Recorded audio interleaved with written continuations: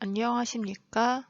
한국청소년상담복지개발원 자격연수부에서 일하고 있는 정지희라고 합니다.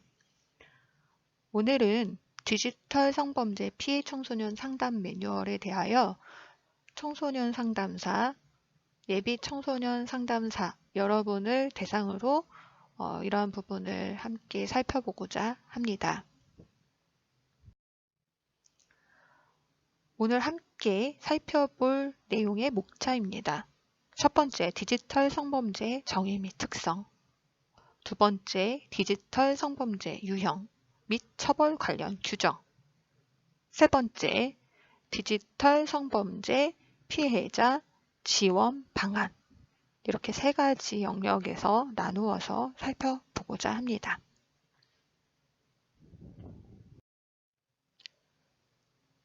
최근 들어서 디지털 성범죄, 몰카, 엠번방 등의 새로운 유형의 디지털 성범죄가 굉장히 많이 등장하고 있고요.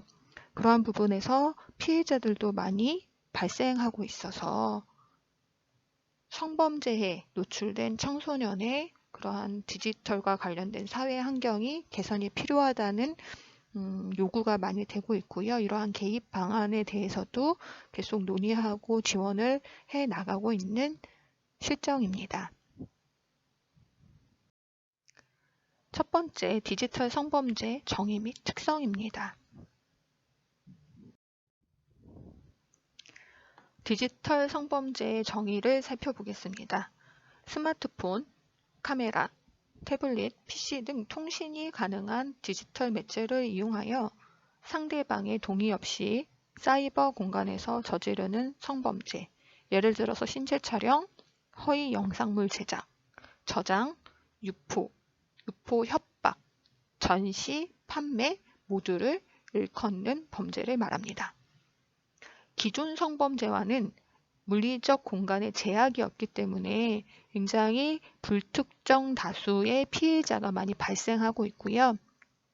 가해자 또한 그러한 특징이나 특정에 대한 어려움이 있어서 상대적으로 가해자들의 범죄의식이 낮고 죄의식이 낮은 특성이 있습니다. 불법 촬영물에 재유포 가능성이 높기 때문에 성범죄, 가해, 피해 시간이 영속적이어서 이러한 부분에 괴로움이나 그러한 부분을 호소하고 있는 피해자들이 늘어나고 있습니다.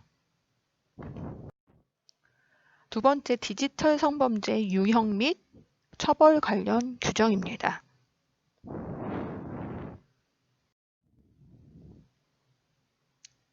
디지털 성범죄 유형에 대해서 세부적으로 살펴보고자 하는데요. 타인의 신체를 허락 없이 촬영하거나 유포, 타인의 사진을 인터넷이나 단체 채팅방에 올리겠다는 협박, 사이버 공간의 댓글이나 채팅으로 누군가를 성적으로 괴롭히기 등 다양한 형태로 나타나고 있습니다. 우리가 흔히 알고 있는 몰카, 몰래카메라는 타인의 신체를 허락받지 않고 촬영하는 행동을 말합니다. 다른 디지털 성범죄 유형으로 이어지기 쉽기 때문에 특별히 청소년들이 범죄라는 사실을 인지하지 못한 채 단순 재미를 위한 장난으로 쉽게 저지를 수 있는 범죄입니다. 예를 들어서 학교에서 친구가 자고 있을 때 속옷이나 신체를 촬영을 하거나 체육 시간이나 친구 옷을 갈아입고 있는 친구의 사진을 몰래 찍어서 그러한 부분에서 촬영을 하는 행위들을 포함하는 것이죠.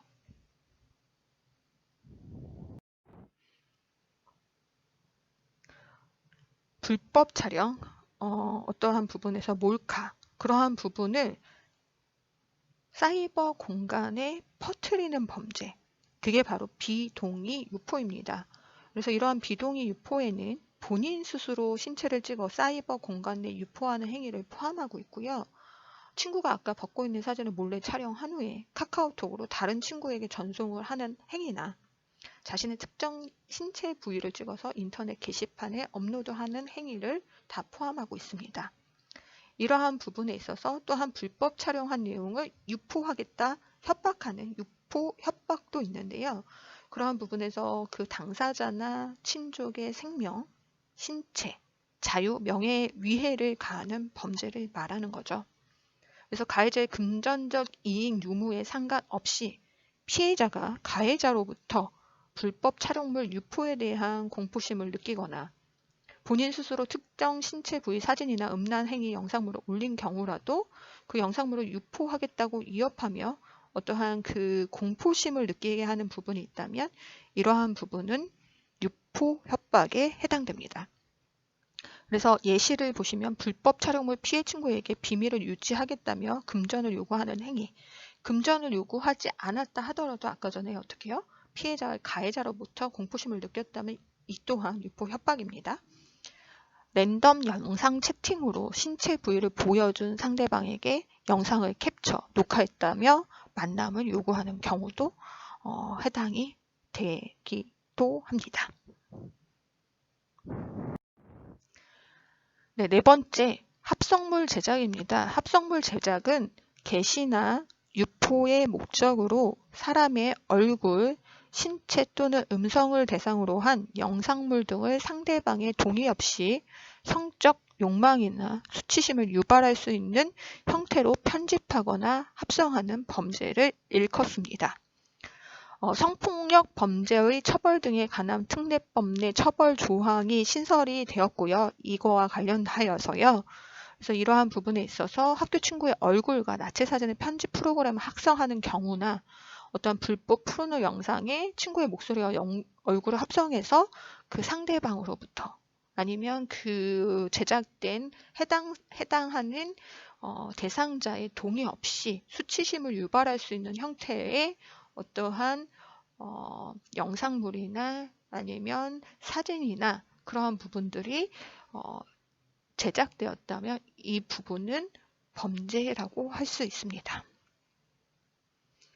온라인 그루밍입니다. 그루밍은 길들이다라는 뜻을 가지고 있는데요.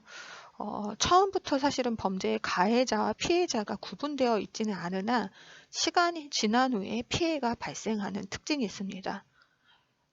보통 사이버 공간에서 SNS나 채팅 어플 등에서 뭔가 다정한 말로 피해자의 환심을 사거나 피해자와 어떠한 관계, 이 사람은 나랑 믿을 수 있는 부분이 있다. 아니면 어떠한 연대감 등을 형성한 후에 그 상대방에게 얼굴이나 신체 사진이나 개인 정보 등을 요구하고 그리고 그러한 정보 등에 대한 부분에서 자기가 그 정보를 얻었다는 판단이 든 순간 유포 협박을 하면서 계속적으로 뭔가 정보를 더 요구하거나 음란 영상을 같이 함께 촬영을 하거나 성관계 등을 강요하는 그러한 아까 전에 얘기한 온라인상에서 그 사람을 성범죄에 길들이는 어떠한 범죄 형태를 말하고 있습니다. 그래서 랜덤 채팅으로 친해진 사람이 지속적으로 특정 신체 부위 사진을 요구하곤 하는 경우 그리고 게임 내 알고 있던 길드원이 좋아한다며 신체 부위 찍은 영상을 요구하는 경우 등 친하니까 한번 보고 싶어서 보내줬는데 점점 더 자료의 양이 많아지고 이거 유포하겠다 하면서 어떻게 해요? 더 많은 정보를 획득하면서 점점 더 그러한 피해 상황이 커지는 경우를 볼 수 있습니다. 온라인 언어 성폭력입니다. 사이버 공간에 댓글이나 채팅 등에서 상대를 모욕하기 위해 성적인 내용을 게시하거나 전송하는 행위입니다. 지금 예시에 보시다시피 카카오톡 단체 채팅방에서 마음에 들지 않는 친구에게 야, 걸레야 아니면 걔는 어떠한 부분에 있어서 어떤 사람이든 가리지 않아. 그런 식으로 어떤 성적인 부분과 관련된 말을 그 사람과 연관돼서 하면서 모욕을 주거나 아니면 일부러 게임을 통해서 알게 된 사람에게 노골적으로 어떻게 해요? 나랑 성행위 할래? 그런 등의 어떠한 욕설이라고 보기는 어려우나 그러한 성과 관련된 요구를 하는 그러한 경우에도 온라인 언어 성폭력으로 들어갈 수 있습니다. 상대방이 보고 싶지 않은 성적 사진이나 영상, 홈페이지 주소를 온라인 메신저를 통해 전송하는 행위도 있는데요. 비동의 성적 이미지 전송이라고 하고요.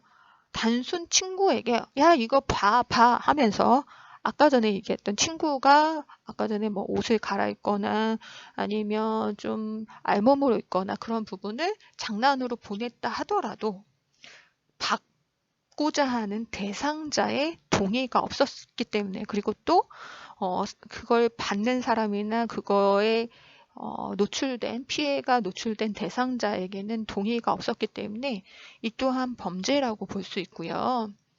아무리 장난으로 목적으로 인터넷에 나와 있는 성적인 사진을 보냈다 하더라도 뭔가 그러한 영상물을 지속적으로 전송하고 뭔가 그러한 부분에 있어서 당사자가 이제 그만 보내달라고 했을 경우에도 그런 비동의 메시지를 보냈을 때 계속 보냈으면 이러한 부분도 범죄의 어떠한 유형으로 볼 수 있습니다. 네. 디지털 성범죄 관련 법률과 그럼 처벌 규정에 대해서 살펴보겠습니다. 성폭력 범죄의 처벌 등에 관한 특례법, 일명 성폭력 처벌법이 있고요. 아동 청소년의 성보호에 관한 법률, 약칭으로 청소년 성보호법이 있습니다. 정보통신망 이용 촉진 및 정보보호 등에 관한 법률에 따라서 이러한 디지털 성범죄 관련 법률이 규정이 되어 있고 처벌도 함께 규정이 되어 있습니다. 첫 번째, 불법 촬영입니다. 그래서 성범죄의 처벌 등에 관한 특례법 제14조에 나와 있고요. 여기서 보시는 것 같이 뭔가 성적 욕망을, 수치심을 유발할 수 있는 사람의 신체를 촬영 대상자의 의사에 반하여 촬영한 자는 5년 이하의 징역, 그리고 3천만 원 이하의 벌금에 처해집니다. 또한 아동 청소년 성보호에 관한 법률 11조에 따르면 이러한 음란물을 제작하는 거나 수입하거나 수출한 자는 유기징역 또는 5년 이상의 유기징역에 처합니다. 그리고 영리를 목적으로 이러한 청소년 이용 음란물을 판매하거나 대여하거나 배포, 제공하는 그러한 경우에도 10년 이하의 징역에 처해지기도 합니다. 그런 음란물을 배포, 제공하거나 공공연히 전시, 상영한 자는 7년 이하의 징역, 그리고 5천만 원 이하의 벌금에 처해집니다. 아동 청소년 이용 음란물을 제작할 것이라는 정황을 알고 그러한 제작자에게 아동 청소년을 알선한 자는 3년 이상의 징역에 처해집니다. 그리고 이러한 이용 음란물이 아동 청소년을 대상한 것을 알면서도 소지한 자에게는 1년 이하 징역 또는 2천만 원 이하의 벌금에 처합니다.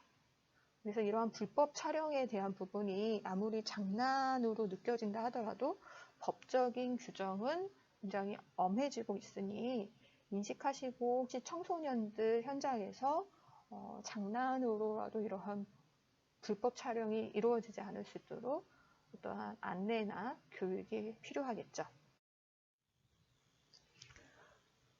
비동의 유포입니다. 성폭력 범죄의 처벌 등에 관한 특례법 제14조에 따라서 촬영물 또는 복제물 그리고 그러한 부분을 반포, 판매, 전시, 상영 그러한 부분에서 촬영 대상자의 의사에 반하여 반포한 자 등에게는 보시는 것과 같이 5년 이하의 징역 또는 3천만 원 이하의 벌금에 처해질 수 있습니다. 영리를 목적으로 뭔가 한 경우에는 7년 이하의 징역에 처해집니다. 또한 뭔가 음란한 부호, 문헌, 음향, 화상 또는 영상을 배포, 판매, 임대하거나 공공연하게 전시한 자에게는 어떻게 해요? 1년 이하의 징역 또는 1천만 원 이하의 벌금에 처하는 정보통신망 이용 촉진 및 정보 보호 등에 관한 법률 14조에 대해서 그러한 벌칙이 명시되어 있습니다. 유포 협박입니다. 유포 협박은 형법 제283조에 따라서 3년 이하의 징역 또는 500만 원 이하의 벌금, 구류 또는 과료에 처해질 수 있고요. 자기 또는 배우 직계 존속의 제2항의 1항의 죄, 그러니까 존속 협박에 해당되는 경우에는 5년 이하의 징역 또는 700만 원 이하의 벌금에 처해집니다. 그리고 아동 청소년 성보호에 관한 법률 제14조에 따르면 어떠한 아동 청소년 대상으로 한 어떠한 폭행이나 협박이 이루어졌을 경우에는 5년 이상의 유기징역에 처해질 수 있습니다. 합성물 제작입니다. 그래서 반포 등을 목적으로 사람의 얼굴, 신체 또는 음성을 대상으로 한 촬영물, 영상물, 음성물 또는 그러한 것들에 대해서 뭔가 편집, 합성, 가공했을 경우에는 5년 이하의 징역 또는 5천만 원 이하의 벌금, 그리고 7년, 그렇게 영리를 목적으로 했을 경우는 7년 이하의 징역에 처해지기도 합니다. 온라인 그루밍입니다. 그래서 정보통신망 이용 촉진 정보보호 등에 관한 법률 제49조 2에 명시되어 있는 부분이 있고요. 읽어보면 누구든지 정보통신망을 통하여 속이는 행위로 다른 사람의 정보를 수집하거나 다른 사람이 정보를 제공하도록 유인해서는 아니 된다라고 명시가 되어 있고요. 온라인 언어 성폭력, 비동의 성적 이미지 전송에 관한 부분은 성폭력 범죄의 처벌 등에 관한 특례법 제13조에서 그러한 부분을 살펴볼 수 있고, 그러한 사항에 대해서는 2년 이하의 징역 또는 500만 원 이하의 벌금에 처해질 수 있습니다.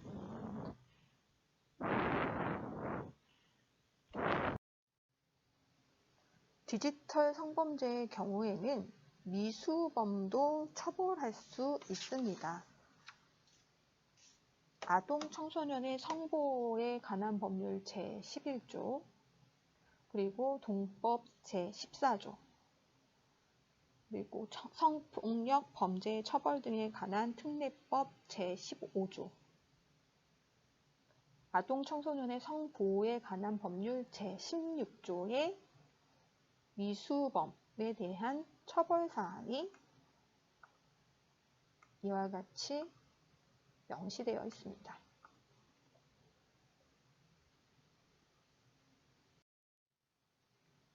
자, 이제 저희 본격적으로 정말 주요 내용이 될 부분인데요. 디지털 성범죄 그런 피해자를 어떻게 지원할 것인가에 대한 부분입니다. 이 지원 방안은 한국청소년상담복지개발원에서 2019년에 개발한 성폭력 피해 청소년 상담 개인 매뉴얼과 2014년 성폭력 피해 청소년 개인 매뉴얼을 바탕으로 제작되었습니다. 디지털 성범죄의 피해자 개입에 관한 부분부터 설명을 드리고자 합니다. 먼저 디지털 성범죄에 있어서는 피해 상황과 피해 유형을 구체적으로 점검하는 것이 필요합니다. 그래서 그러한 피해 상황이나 내담자의 요구 수준을 파악하고요.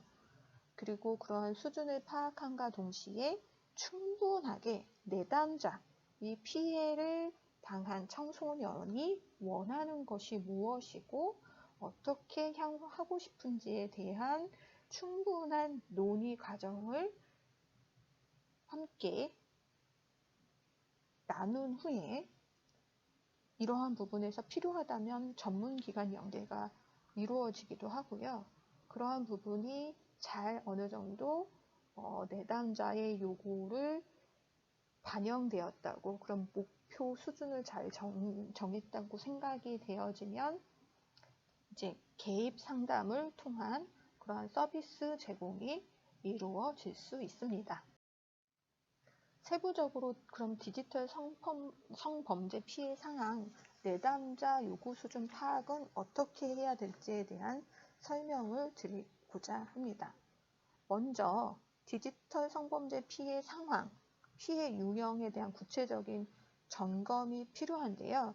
그래서 피해 상황 당시는 어떤지 이러한 부분에서 굉장히 조심해야 되는 부분은 내담자가 이 사건을 이야기를 할 때 그 사건을 다시 재경험할 수 있기 때문에 청소년 대상자의 신체적, 정서적, 인지적 상태가 어떤지 그러한 부분을 세부적으로 살피고 접근해 나가야 되는 부분이 있습니다.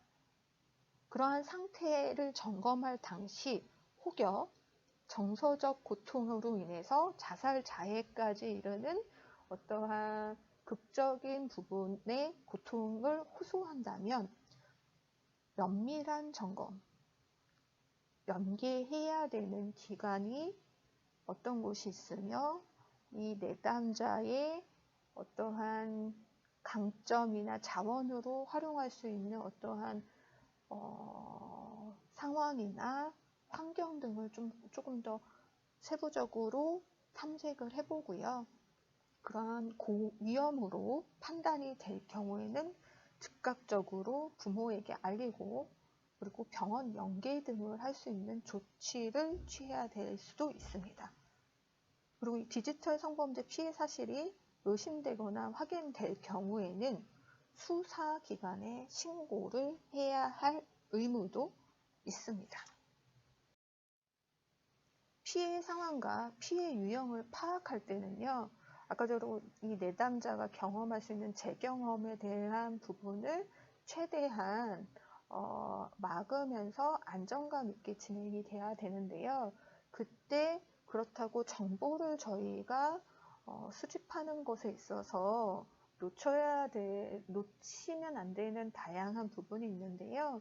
그러니까 피해 시기나 피해 유형이나 이 피해로 인해서 의료적 조치가 필요한지 그리고 가해자 정보를 알고 있는지 이러한 부분에서 증거가 있는지 없는지 그리고 다른 피해자가 존재하고 있는지에 대한 부분이 혹시 탐색이 될 수 있다면 탐색을 해보는 것도 좋습니다. 신체적인, 정서적인, 인지적인 상태를 점검할 때는 그 내담자와 함께 면담을 하거나 상담을 하면서 상담자가 되게 면밀하게 관찰을 하거나 아니면 질문을 통해서 확인할 수 있는 방법들이 있는데요. 신체적으로는 이러한 피해 청소년들에게 나타날 수 있는 불면, 과수면, 두통, 구역질, 식욕 증가나 혹시 복통, 메스꺼움, 숨이 막히거나 혹여나 임신이나 낙태, 성병에 노출되지는 않았는지에 대한 부분을 점검해 보는 것이 필요합니다. 그리고 정서적으로는 이 사람이 가지고 있는 다양한 불안이나 공포 등에 그리고 심각하다면 어떻게 자살자의 충동이 있는지 한번 면밀하게 살펴봐야 되고요.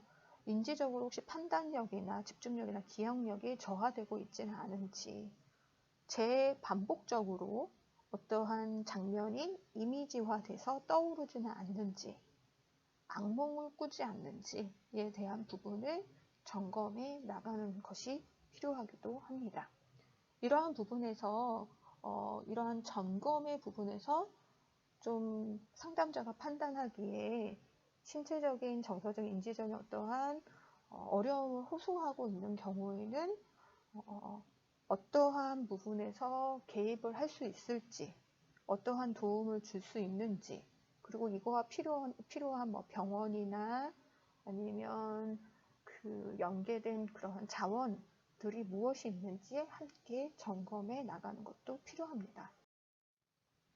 특별히 자살 자해를 탐색할 때는 어떠한 구체적으로 자살에 대한 방법이 있었는지, 그러한 도구를 가지고 있었는지, 언제 시도할 계획인지, 혹시 과거에 이거와 관련해서 자살을 시도해 본 적이 있는지, 시도해 봤다면 어떤 일이 어떻게 언제 일어났는지, 그리고 그거와 관련된 사건이 혹시 이번에 연관된 성폭력 피해와 연관된 사건인지 또 확인하는 것도 필요하고요.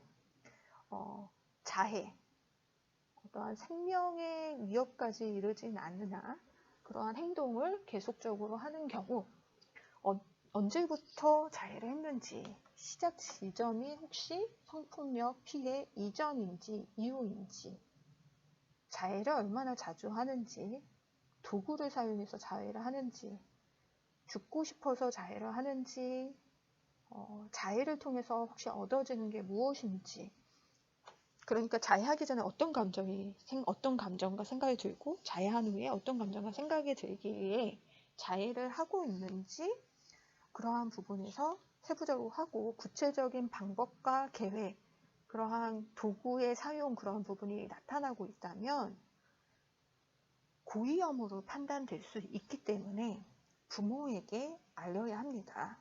그리고 어떠한 병원의 연계도 함께 살펴보고 이 아이가 이런 행동을 했을 때 이러한 부분을 막을 수 있는 보호 체계를 형성하는 것이 가장 급선무라고 할 수 있습니다. 내담자가 디지털 성범죄와 무관한 호소 문제를 가지고 상담에 응한 경우라도 어떠한 피해 사실이 사실이 의심되는 부분이 있으면 이 또한 불험 수사기관에 신고를 해야 됩니다. 이러한 신고 의무는 아동, 청소년 성범죄에 대한 관련된 시설이나 그러한 기관에 근무하는 자는 의무적으로 해야 되는 거고요. 그 사항에 대한 성폭력 방지 및 피해자 보호 등에 관한 법률 제9조, 아동 청소년 성보호에 관한 법률 제34조 등에 따라서는 수사기관에 즉시적으로 신고하여야 합니다.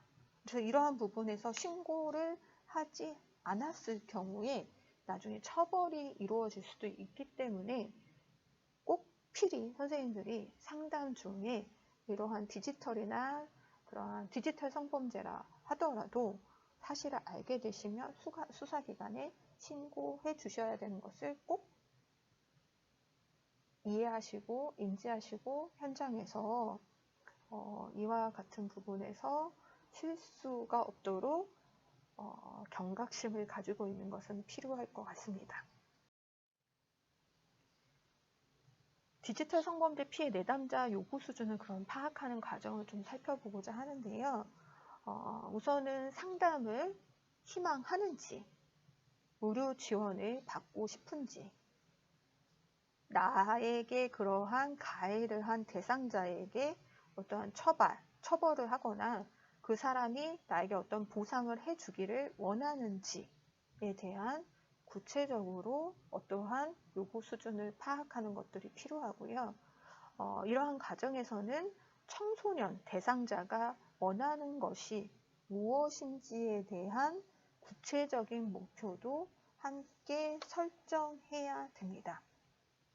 그래서 이러한 얘기를 꺼내는 것 자체가 더 어렵기 때문에 우선은 이 상담을 이어갈 수 있도록 내담자와 이야기하면서 지원을 받게 됐을 경우에 이 내담자에게 좋은 부분이 무엇이고, 그리고 어떠한 도움을 줄 수 있는지에 대한 어떻게 보면 충분한 설명을 해준 후에 이 청소년이 나는 어떤 것을 원합니다 라는 부분을 당장은 정하기는 어렵겠지만 그러한 수준을 파악하고 함께 결정해 나가는 것은 굉장히 필요하다고 할 수 있습니다.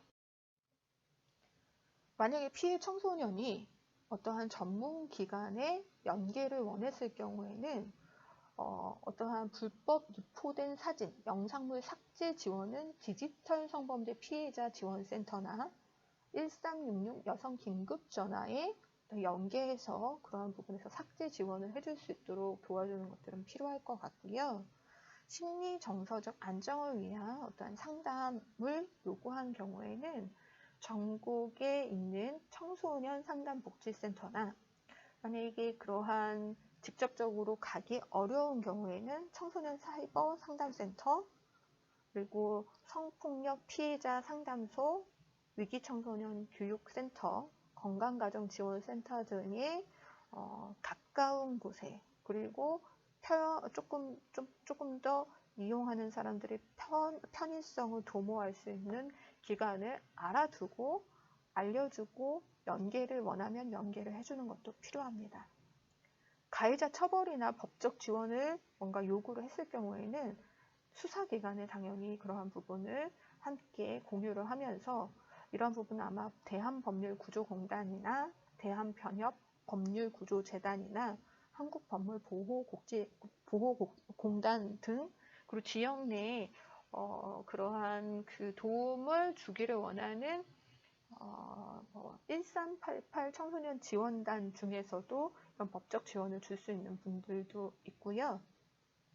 의료 지원을 받고 싶은 경우에는 해바라기 센터나 정신보건센터, 보건소 등에 함께 연계를 해서 진행하는 것도 필요합니다.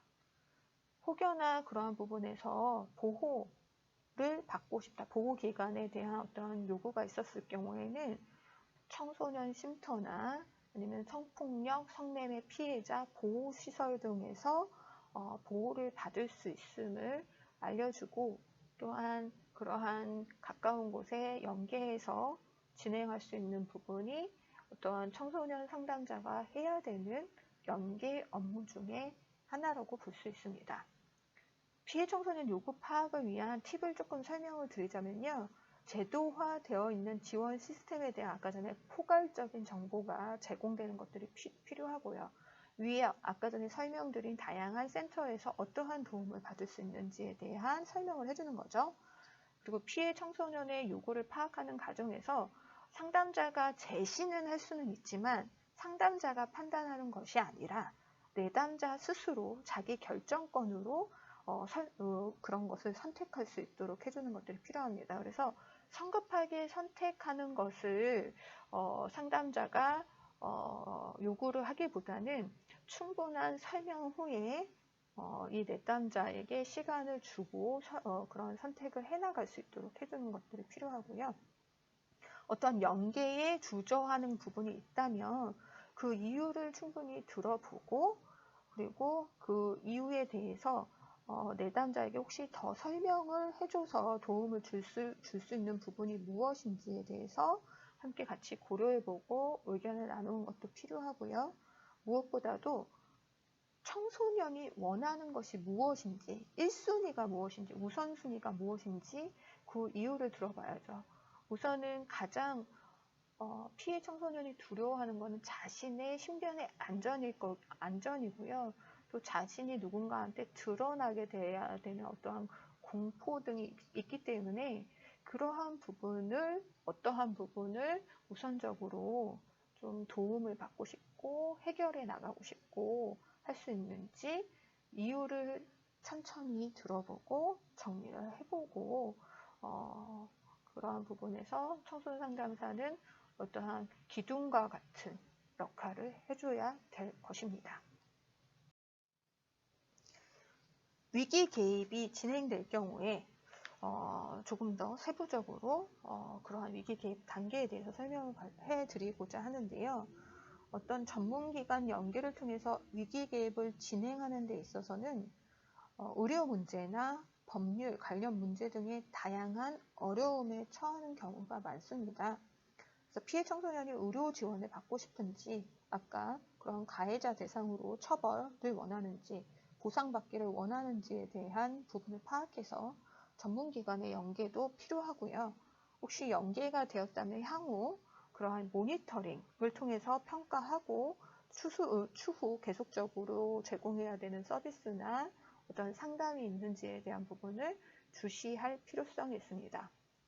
첫 번째, 서비스 제공 전문기관 정보 수집을 함에 있어서 우선은 내담자가 접근이 가능하고 내담자가 어느 정도 지속적으로 안전하게 서비스를 받을 수 있는 기관에 대한 정보가 필요할 겁니다. 그래서 내담자한테 이런 기관이 있고 이런 서비스를 받을 수 있다라는 정보를 제공을 해주고요.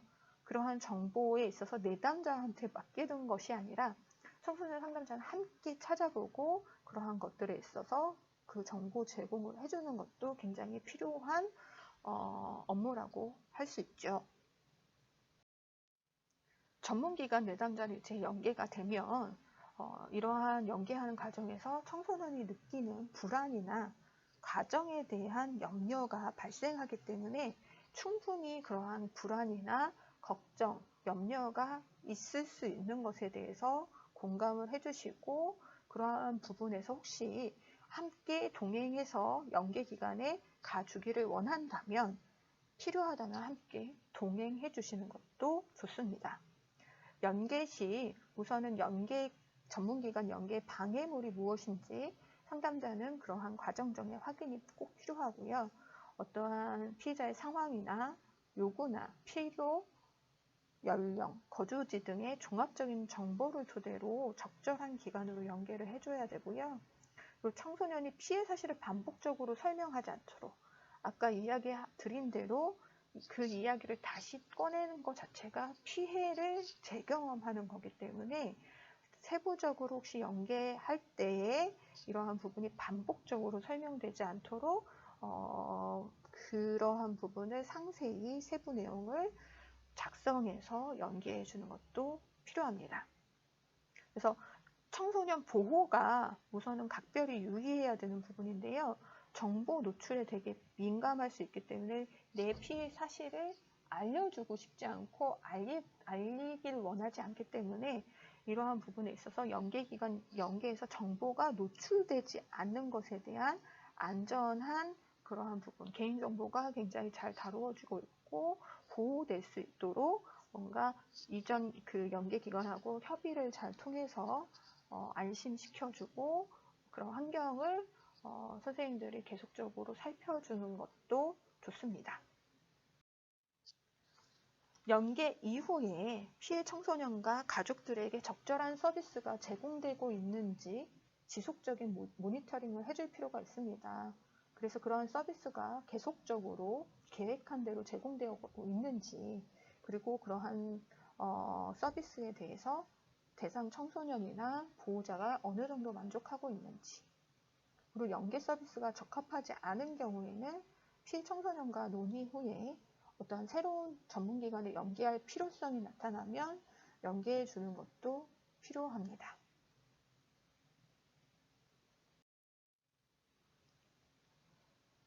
그러한 연계 외에 그러한 대상 청소년의 피해 상황 요구 수준을 종합적으로 판단하여 뭔가 상담자가 직접적으로 상담 계획을 해야 한다면 다음의 과정을 통해서 뭔가 상담 계획을 하시는 것이 좋습니다.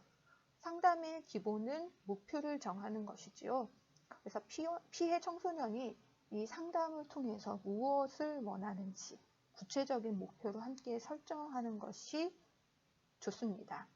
그래서 상담에서 어떤 이야기를 하고 싶은지 상담을 통해 이 내담자, 청소년이 혹시 얻고 싶은 것은 무엇이 있는지 그래서 상담이 내가 끝났을 때에는 지금은 이렇지만 지금 상황은 어떻지만 향후에는 어떻게 되기를 원하는지 혹시 가족이나 친구들과 어떻게 지내면 좋을지 나의 행동이나 그런 기분이 어떻게 변화하면 좋을지에 대해서 기대 수준이나 어떤 목표라고 할 수 있는 부분을 이야기를 나누고 이러한 부분에서 함께 방법을 찾아볼 수 있도록 저희는 목표를 내담자가 정할 수 있도록 안내를 하는 것이 필요합니다. 두 번째, 그러한 목표에 대한 부분이 설정이 되면 계속적으로 상담 중에서는 이 관계 형성에 대한 부분이 나오는데요. 더더욱이 그러한 내담자가 가지고 있는 공포나 우울, 무력감이 피해 청소년들에게 더 많이 나타나기 때문에 안정적인 환경이 무엇보다도 중요합니다.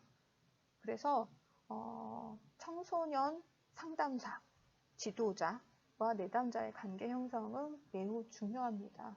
그래서 신뢰 관계가 형성되기 전에 상담이 자칫 진행된다면 내담자는 방어적이 되거나 비협조적이 될 수 있으므로 우선은 목표 수준에 대해서 논의한 후에 그러한 부분에서 함께 어떻게 해 나가야 되는 거고 뭔가 가정에 있어서 내담자에게 원하는 것이 무엇인지를 살펴보면서 내담자를 있는 그대로 받아들여주고 수용하고 존중하는 자세를 통해서 이러한 상담 관계는 형성해 나가는 거죠. 그래서 초기 내담자 관계 형성에 도움이 되는 태도로는 침착하게 반응해야 되는 거죠. 어머나, 너 그런 일이 있었어. 너무 힘들었겠다. 라는 것보다는, 그 상황에 대해서 충분히, 그 부분에 있어서, 호들갑스럽지 않게, 그렇지만 그 감정에 대해서 고스란히, 내담자의 상황에 공감이 된다라는 느낌을 줄 수 있는 차분한 반응을 주면서도 적극적으로 그 감정에 대해서 수용해주고, 내 잘못이다라는 어떠한 개인의 죄책감을 가지고 있는 사람들이 있습니다. 내가 그렇게 행동하지 않았으면 내가 다른 사람들한테 우습게 보일 만한 행동을 했다. 나는 무시당할 만하다. 아니면 내가 잘못했다라는 죄책감을 느끼는 경우가 있기 때문에 그 감정에 대해서 어떻게 해요? 느끼지 않도록 책임이 없다라는 것을 강조하고 상담자는 그 내담자하고의 관계 형성을 해 나갈 수 있도록 노력해야 되겠죠. 그리고 언어적이거나 비언어적 표현에서도 뭔가 내가 온전히 당신을 지지하고 있다, 이해하려고 하고 있다, 수용하려고 하고 있다라는 것들을 표현을 해줘야 되는 거죠.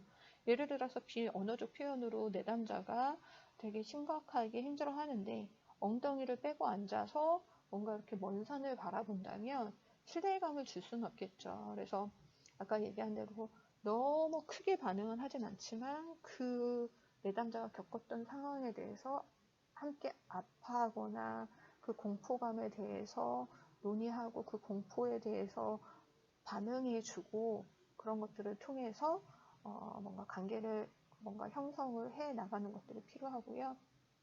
뭔가 비협조적인 경우라 하더라도 너가 이거 상담에 꼭 참여해야 돼 라는 압박보다는 기다려주고 뭔가 이 공간 안에서 이 아이가 편안함을 느끼고 안전함을 느낄 수 있도록 상담자는 언어적으로 비언어적으로 계속 표현하고 내담자하고의 관계를 위해서 노력을 해줘야 될 것입니다.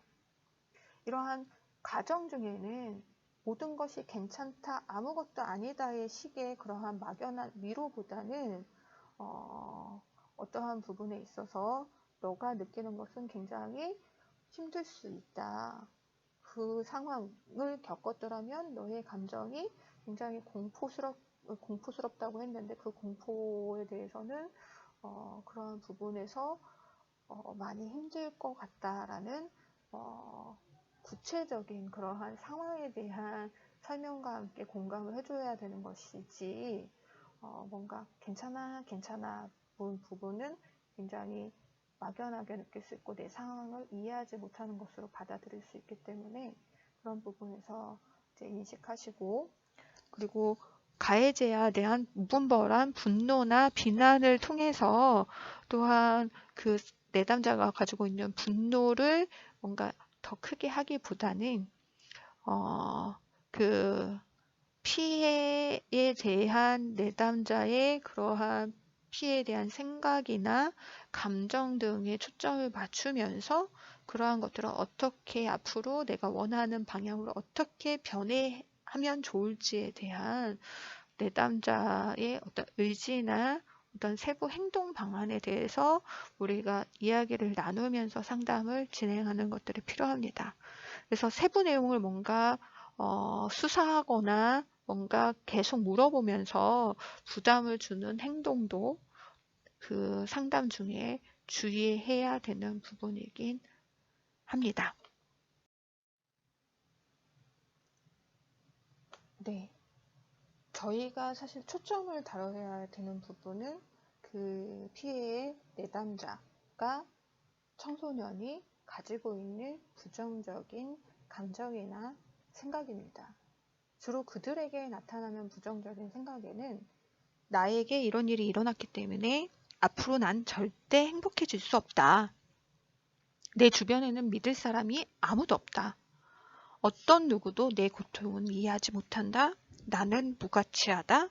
나는 더럽혀졌다 등의 그러한 다양한 부정적인 생각이나 감정을 호소하고 있기 때문에 그러한 부정적인 생각들이 왜 나타나고 있는지를 우리는 다양한 질문을 통해서 탐색하고 내담자가 스스로가 내가 이렇게 부정적인 생각을 하고 있구나. 내가 이런 부정적인 생각을 해서 내 감정이 이렇구나. 내가 바꿔볼 수 있는 부분은 이 부분인데 라는 어떠한 변화의 의지까지 가질 수 있도록 하는 게 사실은 저희가 세부적으로 상담 과정에서 다뤄야 되는 부분입니다. 그래서 그런 부정적인 그런 생각의 이유가 무엇인지, 정말 내가 더럽혀진 것인지, 어떤 누구도 나의 고통을 이해하지 못하는지, 근데 사실 살펴보면 어떤 누구도 아니지만 누군가는 이해해주는 사람이 있었고요.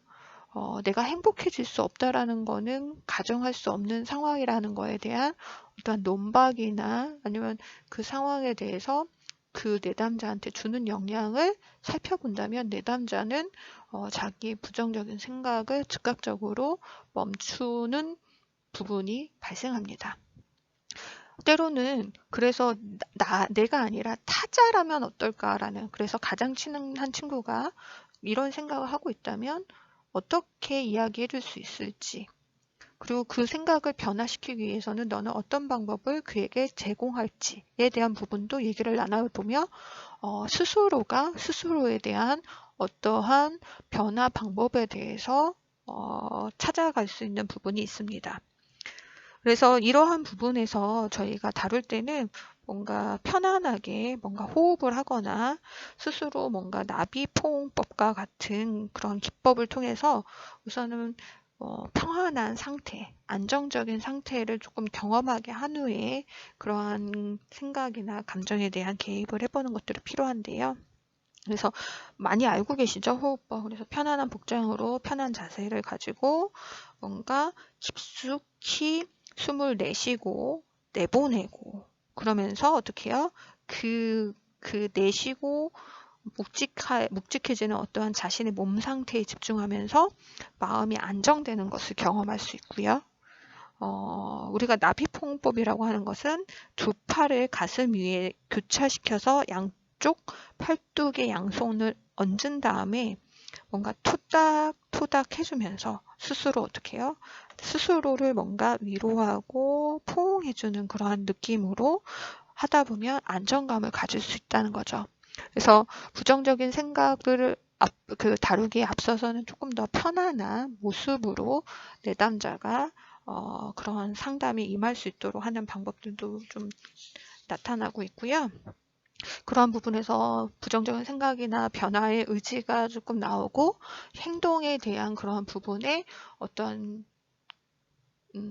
그러한 실질적으로 보여지는 부분이 있고 변화가 나타난다면 상담자는 그 부분에 대해서 굉장히 인정해주고 칭찬해주고, 그리고 설사 그것들이 뭔가 현장에서 행동으로 나타나지 않더라도 그렇게 결심하거나 변화의 의지를 보는 것에 대해서 지지해주고 응원하면서 함께하는 어떠한 동반자의 역할을 해주면서 내담자가 지치지 않을 수 있도록 그러한 부분을 함께 해주는 것들이 굉장히 필요하겠죠.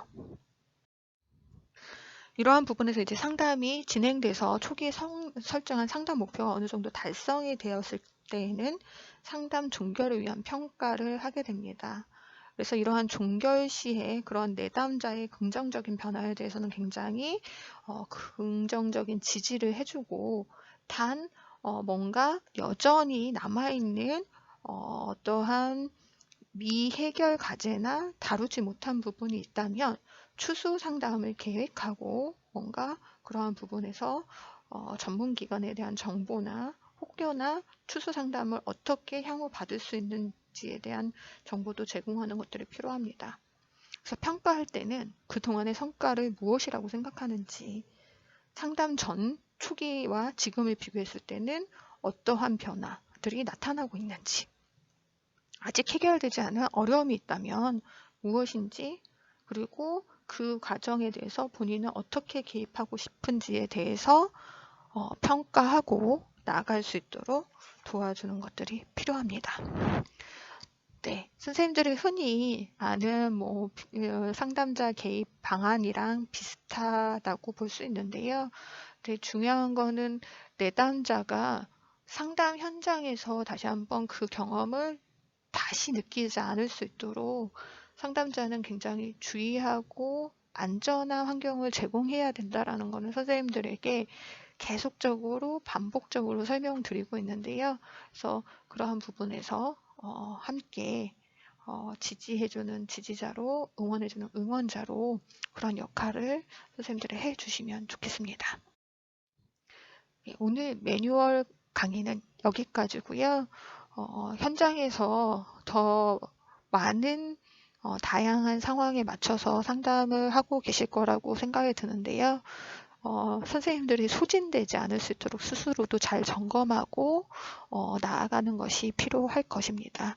그래서 선생님들도 이러한 피해 때문에 직접적으로 경험하지 않더라도 간접적으로 그러한 피해 경험을 할 수 있기 때문에 혹시 필요하다면 자기 어떠한 평가나 또 상담이나 그런 부분에서 지속적으로 본인을 점검해 나가시고, 필요하다면 슈퍼비전의 과정을 통해서 내담자에게 좀 더 나은 상담 서비스를 제공할 수 있도록 노력해 나가시면 좋겠습니다.